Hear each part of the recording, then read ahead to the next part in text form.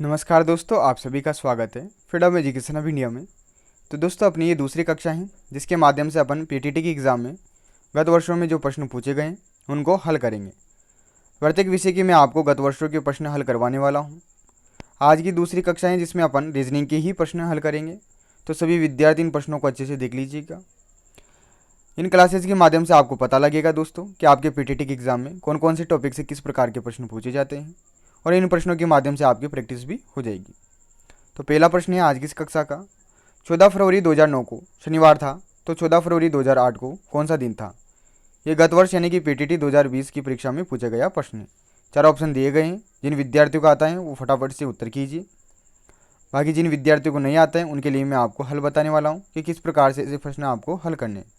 वैसे आपके पीटीटी के एग्ज़ाम के लिए जो रीजनिंग की क्लासेज हैं वो सभी क्लासेज हमारे यूट्यूब चैनल पर ली जा चुकी हैं, तो उन क्लासेज को आप देख सकते हो। बेसिक से सभी क्लासेज ली गई है, सारे कंसेप्ट बताए गए हैं। कभी भी आपका कोई सा प्रश्न एग्ज़ाम में गलत नहीं जाएगा, तो आप उन क्लासेज को देख सकते हो अगर आपको रीजनिंग बेसिक से पढ़नी है। देखिए दोस्तों, इसका हल कैसे निकाल सकते हैं, तो 2 तरीके हो जाते हैं। पहला तरीका तो ये हो जाता है कि अपने को जिस डेट का वार पूछा है उसी डेट का आप वार पता कर लीजिए। दूसरा तरीका क्या कहता है कि आपको 2 बिंदु याद होने चाहिए। 2 बिंदु कौन से याद होने चाहिए कि साधारण वर्ष से अगले वर्ष में प्रवेश करते हैं तो अपने को एक दिन अधिक चलना होता है, तथा लीप ईयर यानी कि लीप वर्ष से अगले वर्ष में अगर प्रवेश करते हैं तो अपने को 2 दिन आगे चलना होता है। ठीक है, तो ये कंसेप्ट यहाँ पर लगा देंगे। अगर यहाँ से अपन यहाँ चलते इस डेट को, भाई 14 फरवरी 2008 से 14 फरवरी 2009 को चलते, तो अपन क्या करते +2 करते, क्योंकि अपना जो ये वर्ष है ये कौन सा वर्ष है? लीप वर्ष है। यहाँ पर अपने पास फरवरी जो आएगी वो 29 दिनों की आएगी। ठीक है, और जो 2008 का वर्ष है इसमें आप 4 का भाग भी दे सकते हो, तो 4 का भाग जा रहा है। ठीक है, तो ये लीप वर्ष है, और अपने पास 14 फरवरी 2008 से लेकर 13 फरवरी 2009 तक का जो पूरा वर्ष बनेगा ये कौन सा वर्ष बनेगा? लीप वर्ष बनेगा। ठीक है, तो उसके अगले दिन में जाएंगे तो अपने को +2 करना होगा। अब यहाँ से यहाँ चलते तो अपन क्या करते +2 करते, परंतु यहाँ पर उल्टा पूछा गया है एग्जाम में। यहाँ पर उल्टा पूछा है तो अपन यहाँ से कहाँ आएंगे? इधर आएंगे, तो अपन क्या कर देंगे? सीधा सीधा -2 कर देंगे। तो शनिवार में जैसे -2 करोगे आप तो कौन सा वार आ जाएगा? गुरुवार आ जाएगा। ठीक है, तो एक तरीका तो ये हो जाता है।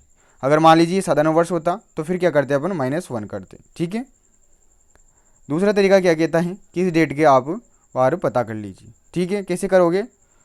तो देखिए, यहाँ पर जो वर्ष दे रखा है इसको आपको 2 भागों में डिवाइड करना होता है। एक तो शताब्दी वर्ष जो कि 2000वां है, और एक अन्य वर्ष जो कि 8 वर्ष है। ठीक है, तो 2000 यानी कि 20वीं शताब्दी के लिए जो कोड होता है दोस्तों, 2000 वर्षों के लिए कोड, या आप बोल सकते हो शेष दिनों की संख्या होती है वो कितनी होती है? 0 होती है। ठीक है, अब जो शेष अन्य वर्ष हैं 8, इनमें से बीते वर्ष अथवा पूर्ण वर्ष जो कंप्लीट ईयर हैं उनकी संख्या कितनी हो जाएगी? तो बीता वर्ष हो जाएगा अपने पास 7, 8वां चल ही रहा है। अब इन बीते वर्षों में कितने लीप वर्ष आए उनकी संख्या लिख लीजिए आप। तो लीप ईयर कितने हो जाएंगे? तो 7 में जैसे 4 का भाग करोगे तो भागफल क्या प्राप्त होगा? 1 ही प्राप्त होगा, यानी कि 1 लीप ईयर अपने पास निकल चुका है जो कि 2004वां था। ठीक है, अब कौन सा वर्ष चल रहा है अपने पास? 2008वां चल रहा है। तो जनवरी के लिए कोड क्या हो जाएगा? तो जनवरी में शेष दिनों की संख्या होती है 3, तो जनवरी के लिए जो कोड हो जाएगा वो जाएगा 3। ठीक है, फरवरी, तो फरवरी की जो डेट दे रखी है उसे ही आप लिख दीजिए। तो क्या लिख देंगे अपन? 14 लिख देंगे। अब 7 से या तो टोटल काउंट कर लीजिए सभी को, या फिर 7 से आप काट दीजिए। ठीक है, तो अपन क्या करेंगे? 7 से ही डायरेक्ट काटेंगे। तो 7 से 7 कट गया, 14 भी कट गया 7 से, बचा क्या अपने पास? 3 और 1 4। तो अपने पास शेष दिनों की संख्या कितनी निकल कर आ गई? 4 निकल कर आ गई। जब शेष दिनों की संख्या 4 आती है तो उस दिन कौन सा वार होता है? गुरुवार होता है। ठीक है, तो अपना उत्तर क्या हो जाएगा? गुरुवार हो जाएगा। 1 के लिए सोमवार होता है, 2 के लिए मंगलवार होता है, 3 के लिए बुधवार होता है, 4 के लिए गुरुवार होता है, 5 के लिए शुक्रवार, 6 के लिए शनिवार और 0 के लिए रविवार। ठीक है, तो यहाँ पर ऑप्शन नंबर डी सही हो जाएगा। तो ये 2 तरीके हो जाते हैं इस प्रश्न को हल करने के। एक और तरीका है, सारे तरीके मैंने ऑलरेडी बेसिक क्लासेज में बता रखे हैं, तो आप उन्हें देख सकते हो। दूसरा प्रश्न है दोस्तों, ये अपने पास सादृश्यता का प्रश्न है। इसमें पहला समूह दे रखा है, दूसरा समूह यहाँ पर आपको ऑप्शन से चुनना है। तो कैसे इसे का उत्तर आप दोगे? तो सभी विद्यार्थी फटाफट से उत्तर दीजिए जिनको आता है। तो यहाँ पर सीधा सीधा कंसेप्ट दे रखा है। सी के बाद क्या आता है? डी आता है, यानी कि सी में क्या कर रखा है? +1 कर रखा है। ई के बाद क्या आता है? एफ आता है, तो इसमें भी +1 कर रखा है। तो प्रत्येक लेटर में क्या कर रखा है, +1 कर रखा है। तो ऐसा ही यहाँ पर आप ऑप्शन सेलेक्ट कर लीजिए। तो पहला ही ऑप्शन अपना सही हो जाएगा। एफ के बाद क्या आता है, जी आता है, एच के बाद क्या आता है, आई आता है। ठीक है, तो ऑप्शन नंबर ए सही हो जाएगा। अगला प्रश्न देखिए, प्रश्न नंबर 3, अंग्रेजी वर्णमाला क्रम के अनुसार कौन सा शब्द प्रथम स्थान पर आएगा। ये 4 शब्द यहाँ पर ऑप्शन में दिए गए हैं, इनको आप अंग्रेजी वर्णमाला के क्रमानुसार व्यवस्थित करना है। ठीक है, तो इनमें से कौन सा शब्द पहले आएगा उसके बारे में आपको बताना है। तो पहला लेटर देखिए आप, पहला अक्षर देखिए सभी शब्दों के। तो पहला लेटर क्या है, जे। तो सभी में जे है, तो जे से पता नहीं लगेगा। तो अब सेकंड लेटर पर जाइए आप। तो सेकंड जो लेटर है प्रत्येक अक्षर का वो क्या है, ए। यहाँ पर तो ए है, यहाँ पर भी ए है, यहाँ पर एच है, यहाँ पर ओ है। तो ए एच और ओ वाले तो कैंसिल हो जाएंगे, ये तो बाद में आएंगे, पहले ए वाला आएगा। ठीक है, अंग्रेजी वर्णमाला में पहला लेटर कौन सा आता है, ए आता है, तो ए वाला आएगा। अब ये भी दोनों जगह क्या है, सेम है। तो अब आप तीसरे लेटर पर जाइए। यहाँ पर तीसरे लेटर में क्या है, एल है, और यहाँ पर क्या है, आई है। अब कौन सा लेटर पहले आता है, तो आप बोलोगे आई पहले आता है। तो कौन सा ऑप्शन सही हो जाएगा, ऑप्शन नंबर सी सही हो जाएगा। ठीक है, अगला प्रश्न देखिए, प्रश्न नंबर 4, यदि किसी सांकेतिक भाषा में ए को 1, बी को 2 तथा उसी प्रकार अन्य अक्षरों को भी इसी क्रम में कूटबद्ध किया जाता है, तो उसी सांकेतिक भाषा में CHARVI को कैसे लिखेंगे। तो यहाँ पर कुछ भी नहीं है, जो अंग्रेजी वर्णमाला में प्रत्येक अक्षरों का जो क्रम है दोस्तों वही यहाँ पर दिया जा रहा है। यानी कि ए 1 नंबर पर आता है, बी 2 पर आता है, सी 3 पर आता है। ठीक है, तो उसी के आधार पर आपको इसका कोड बताना है। तो कुछ भी नहीं करना है, आपको इनका क्रम लिख देना है। सी कितने नंबर पर आता है, 3 नंबर पर आता है। एच कितने नंबर पर आता है, 8 पर आता है। ए कितने नंबर पर आता है, 1 पर आता है। तो 3 8 1 कहाँ मैच कर रहा है देख लीजिए। तो 3 8 1 3 8 1 आगे भी सोल्व कर लीजिए, आई का पता कर लीजिए आप डायरेक्ट ही लास्ट में। तो आई कितने पर आता है, 9 पर आता है। तो इनमें से अंतिम वाला देख लीजिए आप, 9 किस में आ रहा है, तो 9 अपने पास ओनली 1 में आ रहा है, ऑप्शन नंबर सी में ही आ रहा है। ठीक है, तो अंतिम से ही फटाफट आप इसका उत्तर कर सकते हो, समय भी बचेगा। तो डायरेक्ट जैसे आप आएगा लिखोगे 9, ऑप्शन को जैसे चेक करोगे तो ओनली भैया एक ही ऑप्शन मैच कराएं, तो आंख मैच करी से ही आप सही कर दोगे। ठीक है, तो ऑप्शन नंबर सी यहाँ पर सही हो जाएगा। अगला प्रश्न देखिए आप सभी, अगला प्रश्न है प्रश्न नंबर 5, ये भी सादृश्यता का ही प्रश्न है। पहले समूह के दोनों पद यहाँ पर दे रखे हैं, दूसरे समूह का पहला पद दे रखा है, दूसरा पद आपको ज्ञात करना है। तो सादृश्यता के प्रश्नों को कैसे हल करते हैं, पहले समूह में जो कंसेप्ट लग रहा है वही कंसेप्ट अपन दूसरे समूह में लगाते हैं। तो यहाँ पर देखिए सीधा सीधा कंसेप्ट आपको पता लग रहा होगा, 3 का क्यूब क्या होता है भैया, 27 होता है। ठीक इसी प्रकार 4 का क्यूब क्या हो जाएगा, तो आप बोलोगे 64 हो जाएगा। तो अपना कौन सा ऑप्शन सही हो जाएगा वो देख लीजिए आप ऑप्शन में, तो अपना ऑप्शन नंबर बी सही हो जाएगा। ठीक है, ये भी गत वर्ष की परीक्षा में पूछा गया है। अगला प्रश्न देखिए दोस्तों, प्रश्न नंबर 6, जिस प्रकार हृदय का संबंध रक्त से है उसी प्रकार फुफ्फुस का संबंध है। बहुत ही अच्छा प्रश्न है, ये गत वर्ष की परीक्षा में पूछा गया है। 4 ऑप्शन यहाँ पर दिए गए हैं, ऑक्सीजन, वक्ष, शुद्धिकरण, वायु। अब कौन सा ऑप्शन सही होगा ये आप फटाफट से उत्तर दीजिए, फिर मैं आपको इसका हल बताने वाला हूँ। तो देखिए दोस्तों, हृदय क्या करता है, रक्त का शुद्धिकरण करता है। ठीक है, ठीक उसी प्रकार फुफ्फुस क्या करता है, यानी कि फेफड़े क्या करते हैं, वायु का शुद्धिकरण करते हैं। तो इसमें जो करेक्ट उत्तर माना जाएगा वो वायु माना जाएगा। तो ऑप्शन नंबर डी यहाँ पर सही हो जाएगा। ठीक है, तो हृदय रक्त का शुद्धिकरण करता है, फुफ्फुस वायु का शुद्धिकरण करता है। तो इसमें आप कंफ्यूज भी हो सकते हो क्योंकि ऑप्शन ऐसे ही दे रखे हैं। ठीक है, सही ऑप्शन हो जाएगा अपना ऑप्शन नंबर डी। अगला प्रश्न है प्रश्न नंबर 7, एक कक्षा में चीलू की, यहाँ पर दे रखा है दोस्तों, एक कक्षा में चीनू दे रखा है। ठीक है, चीनू की ऊपर से 8वीं रैंक है तथा नीचे से 29वीं रैंक है, तो कक्षा में कुल कितने विद्यार्थी हैं। तो सिंपल सा ये प्रश्न पूछा गया था क्रम परीक्षण से। तो कुछ भी नहीं करना, दोनों को जैसे ऐड करूँगा तो कितना आ जाएगा अपने पास, 37 आ जाएगा। अब चूंकि एक ही स्थान 2 बार काउंट हुआ है तो -1 कर दीजिए, कितना आ जाएगा, 36 आ जाएगा। तो अपना ऑप्शन नंबर सी सही हो जाएगा। सूत्र होता है टोटल बराबर लेफ्ट से स्थान प्लस राइट से स्थान -1। ठीक है, अगला प्रश्न है दोस्तों प्रश्न नंबर 8, भिन्न है, यानी कि यहाँ पे जो 4 ऑप्शन दे रखे हैं इनमें से कौन सा ऑप्शन भिन्न है ये आपको बताना है। तो सीधा सा ये प्रश्न पूछा गया था गत वर्ष।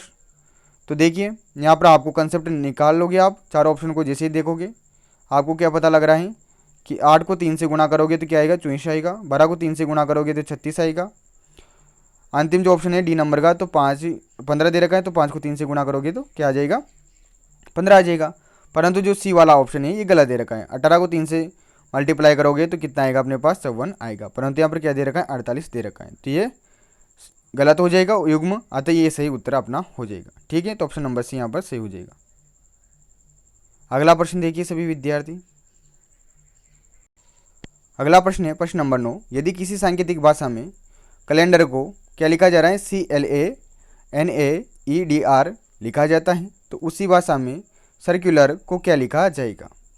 तो कोडिंग डिकोडिंग का ये सिंपल सा प्रश्न है। ऐसा प्रश्न हर बार पूछा जाता है, तो इसका उत्तर आप फटाफट से कर दोगे। कैसे करोगे, देखिए यहाँ पर अपने पास अक्षरों का स्थान परिवर्तित किया जा रहा है। किस प्रकार से किया जा रहा है, देखिए जो पहला लेटर है दोस्तों और जो अंतिम लेटर है, यानी कि जो C और R हैं, ये ऐसे कैसे यहाँ पर भी लिखा जा रहा है, तो इनमें तो कोई चेंज नहीं हो रहा है। अब बीच के जो अपने पास अक्षर हैं इनको आप युग्म के रूप में देखिए, दो दो के जोड़े के रूप में देखिए। तो AL यहाँ पर देखिए AL है अपने पास, और यहाँ पर देखिए क्या है, LA है। तो क्या कर रखा है दोस्तों, अक्षरों का स्थान आगे पीछे कर रखा है, यानी क्रॉस वाला नियम लग रहा है। तो ये नियम अपन ने पढ़ भी रखा है और मैंने पढ़ा भी रखा है अच्छे से। ठीक है, तो क्रॉस वाला नियम लगा दीजिए आप प्रत्येक जोड़े में। तो कौन सा यहाँ पर अपने पास शब्द बनेगा इससे वो देख लीजिए आप।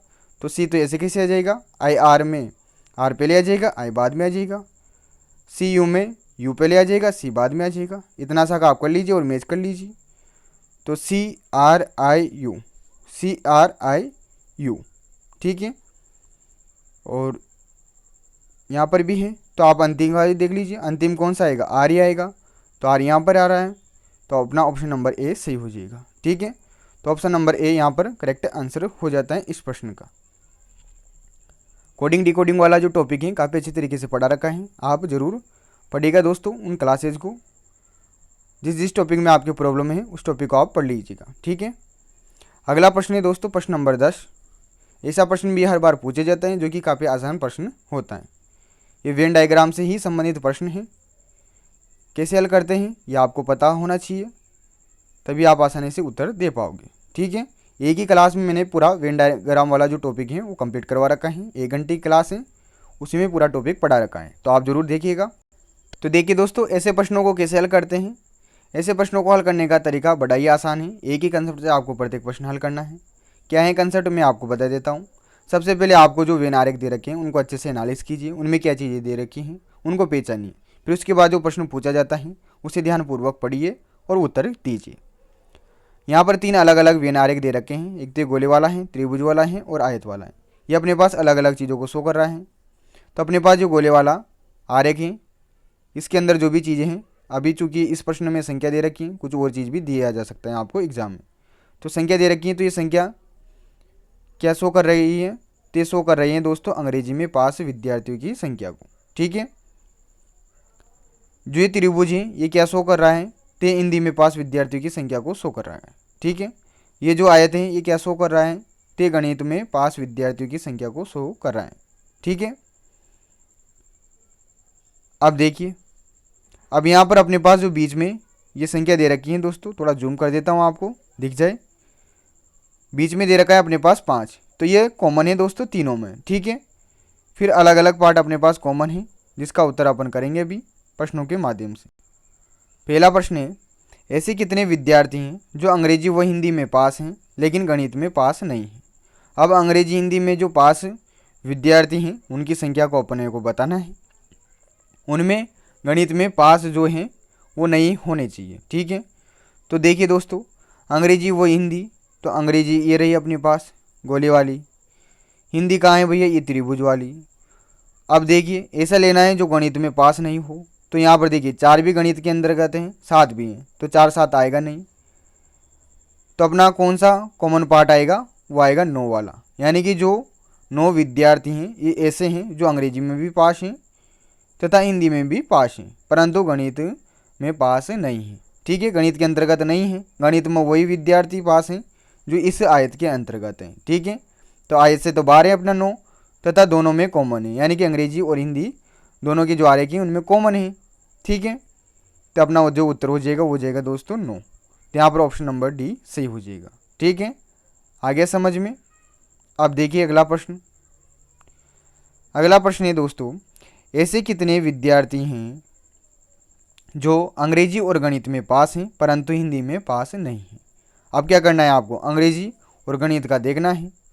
तो ये रही अपनी अंग्रेजी और ये रही गणित, दोनों में पास कौन कौन से हैं। तो दोनों में पास है अपने पास 4 और 5, ये दोनों अपने पास क्या हैं, गणित में और अंग्रेजी में पास हैं, यानी कि संख्या है विद्यार्थियों की। अब इनमें से देखिए क्या पूछा है बाद में कि हिंदी में पास नहीं है।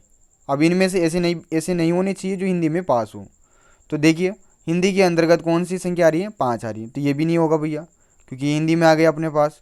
और यहाँ पर बोल रखा है हिंदी में पास नहीं होना चाहिए। तो ओनली जो 4 विद्यार्थी हैं यही अपने पास अंग्रेजी और गणित में पास है, दोनों में कॉमन है। ठीक है, कॉमन वाला पार्ट लेना है, क्योंकि इनके अलावा जो 8 हैं 6 हैं ये ओनली गणित में पास है। ठीक है, जो आरेख जिस संख्या को कवर कर रहा है वो उसके अंतर्गत कॉमन माना जाएगा। ठीक है, तो अपना जो उत्तर हो जाएगा वो हो जाएगा दोस्तों ऑप्शन नंबर सी 4। ठीक है, तो आगे समझ में आपको कुछ भी वो पूछ सकता है। अब आपसे पूछ ले कैसे विद्यार्थी जो तीनों विषय में ही पास हैं उनकी संख्या कितनी है, तो आप बताओगे 5, क्योंकि जो 5 संख्या है ये अपने पास अंग्रेजी में भी है, हिंदी में भी है और गणित में भी है, तीनों में है कॉमन। तो 5 हो जाएगी तीनों विषयों में पास विद्यार्थियों की संख्या। और भी प्रश्न आपसे पुटअप किए जा सकते हैं, तरीका मैंने बता दिया है, इसी तरीके से आपको प्रत्येक प्रश्न का उत्तर देना है। समझ में आ गया होगा, समझ में नहीं आया है तो आपको बेसिक क्लास देख लेनी चाहिए इसकी। अगला प्रश्न देखिए सभी विद्यार्थी।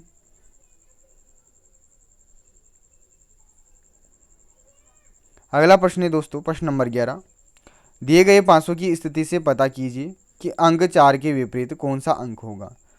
यहाँ पर 2 500 दिए गए हैं, अथवा आप कह सकते हैं 2 500 की स्थिति दे रखी है, जिनके माध्यम से अपने को 4 के विपरीत अंक का पता करना है।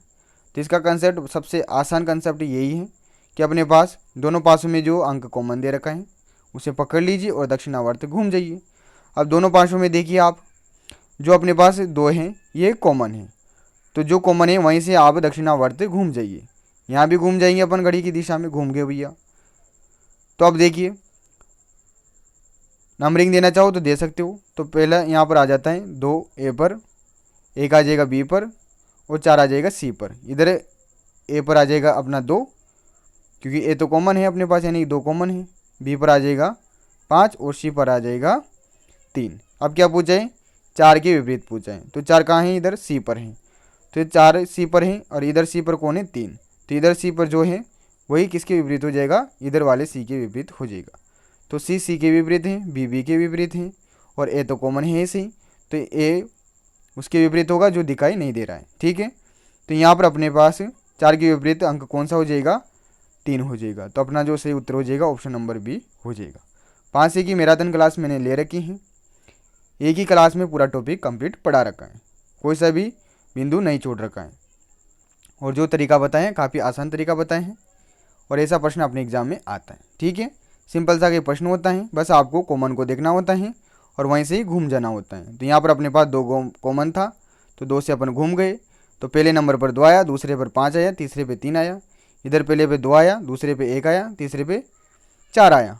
तो जिस नंबर पर जो अंक हैं वो एक दूसरे के विपरीत अंक होते हैं। ठीक है, अंतिम प्रश्न है दोस्तों आज की इस कक्षा का, प्रश्न नंबर 12, यदि घड़ी में 4:45 बजे हो तो उसे दर्पण में रखने पर अथवा देखने पर क्या समय दिखाई देगा। तो कोई घड़ी है उसमें कितने बज रहे हैं, 4:45 बज रहे हैं, तो उसे दर्पण में देखोगे तो कौन सा समय दिखाई देगा। तो देखिए दोस्तों, जब अपन दर्पण प्रतिबिंब की बात करते हैं घड़ी के, तो 2 चीज़ें आपको ध्यान में रखनी होती हैं। जब अपने पास समय 1 से 11 का हो तथा दर्पण में उसे देखा जाए, तो उसके लिए आपको क्या करना पड़ता है, जो समय दे रखा है उसको 11:60 में से घटाना होता है, यानी कि 11:60 में से घटाना होता है। तो देखिए यहाँ पर 1 से 11 बजे के बीच ही समय दे रखा है, तो किसको घटाएंगे अपन, 4:45 को घटाएंगे। तो 60 में से 45 जाएगा तो कितना बचा, 15 बचा। 11 में से 4 जाएगा तो 7, तो अपना उत्तर हो जाएगा 7:15, यानी कि 7:15 अपने को दिखाई देगा। तो ऑप्शन नंबर डी सही हो जाता है।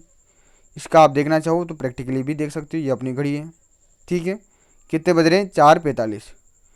तो 4:45 का मतलब जो मिनट की सुई है वो तो 9 पर होगी, तथा घंटे की सुई लगभग अपने पास यहाँ होगी 4 और 5 के बीच से थोड़ा आगे। ठीक है, समझ लीजिएगा। अब इसका आप दर्पण प्रतिबिंब बनाओगे तो कैसे बनेगा, ये देखिए। ये बनेगा अपने पास 15 पर तो क्या आ जाएगी, मिनट की सुई आ जाएगी, इसी प्रकार बनेगा। और अपने पास जो घंटे की सुई है वो 7 से थोड़ा आगे खिसक जाएगी, यानी कि इस स्थिति में। तो यही हो जाएगा इसका दर्पण प्रतिबिंब। तो ये जो समय है ये कितना है, 7:15 का समय। ठीक है, तो प्रैक्टिकली भी आप इसका उत्तर कर सकते थे, परंतु हर बार ऐसे उत्तर नहीं निकाल सकते आप। ठीक है, तो आपको ध्यान में रखना है, जब समय 1 से 11 का हो तो आपको 11:60 में से उसे घटा देना है, तथा जब समय 11 से 1 का हो तो आपको क्या करना होगा, फिर 23:60 में से उसे घटा देना है। ठीक है, तो इस प्रकार से आज की कक्षा यहीं समाप्त होती हैं। सभी प्रश्न मैंने हल करवा दिए हैं। इसी प्रकार से रोज़ आपकी कक्षाएं होगी 8 बजे। ठीक है, जिसमें आपको प्रत्येक सब्जेक्ट के क्वेश्चन करवाए जाएंगे। लास्ट 5 सालों के पूरे पेपर के क्वेश्चन मैं आपको कंप्लीट करवा दूंगा।